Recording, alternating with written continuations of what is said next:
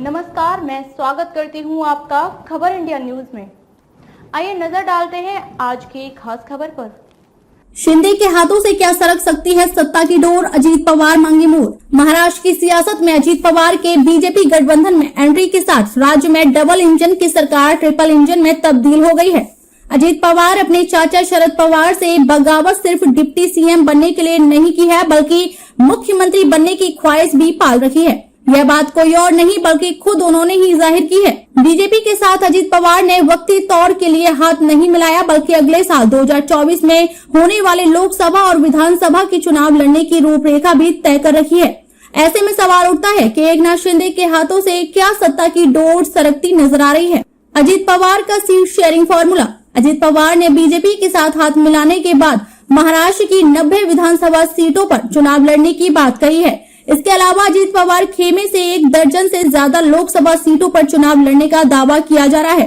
BJP खेमे से इन बातों का खंडन भी नहीं किया गया है। इससे यह बात साफ है कि अजीत पवार ने बीजेपी के साथ दोस्ती करने से पहले ही सारी बातें तय कर ली हैं। 90 विधानसभा सीटों के पीछे अजीत खेमे का तर्क यह है कि एनसीपी के 53 विधायक है और 2 निर्दलीय समर्थन है। इस तरह से 55 विधायक हो रहे हैं। 2019 में कांग्रेस ने एनसीपी के साथ गठबंधन कर चुनाव लड़ी थी, जिसमें कांग्रेस के 45 विधायक जीते थे। कांग्रेस विधायकों की जीत में एनसीपी का वोट भी शामिल रहा है। इस लिहाज से अजीत पवार ने 90 सीटों पर चुनाव लड़ने की बात सार्वजनिक रूप से कही है। महाराष्ट्र में 288 विधानसभा और 48 लोकसभा सीटें। महाराष्ट्र में 288 विधानसभा और 48 लोकसभा सीटें हैं। 2019 में बीजेपी और शिवसेना ने मिलकर चुनाव लड़ा था, जिसमें बीजेपी ने 164 और शिवसेना ने 126 सीट पर चुनाव लड़ी थी। शिवसेना के टिकट पर जीते 57 विधायकों में से 40 एकनाथ शिंदे के साथ और 17 उद्धव ठाकरे के साथ हैं। शिवसेना के टिकट पर जीते 18 सांसदों में से भी 12 शिंदे के साथ है। अजीत पवार खेमा 2024 में अगर 90 सीटों पर चुनाव लड़ेगा तो शिंदे खेमा के हिस्से में कितनी सीटें आएंगी? एकनाथ शिंदे 2019 में शिवसेना के द्वारा लड़ी गई सीटों पर दावा कर रहे, लेकिन बीजेपी उन्हें सीटें दे देगी तो फिर खुद वो कितनी सीटों पर लड़ेगी?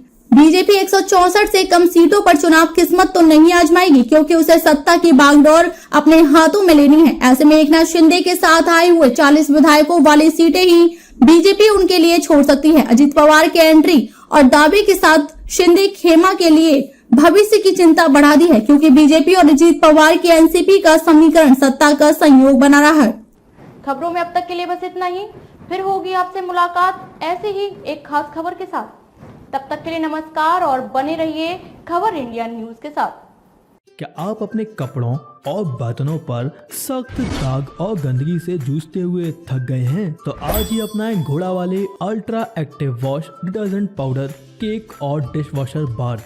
आपके सभी कपड़ों और बर्तनों की सफाई के लिए एकमात्र समाधान। हमारा नया 2x पावर फॉर्मूला कपड़ों पर लगे सबसे जिद्दी दाग को जड़ से निकाले, साथ ही कपड़ों को रखे चमकदार और खुशबूदार। अब पाएं हर 1 किलो डिटर्जेंट पाउडर के साथ एक 10 रुपए का डिटर्जेंट केक मुफ्त। तो इंतजार किस बात का? घोड़ा वाले ultra active wash detergent powder, cake और डिश वॉशर बार के साथ कपड़ों के दाग और बर्तनों में लगी गंदगी और चिकनाहट को कहें अलविदा, क्योंकि अब लगेगी लगाम गंदगी पर। बालाजी एंटरप्राइजेस।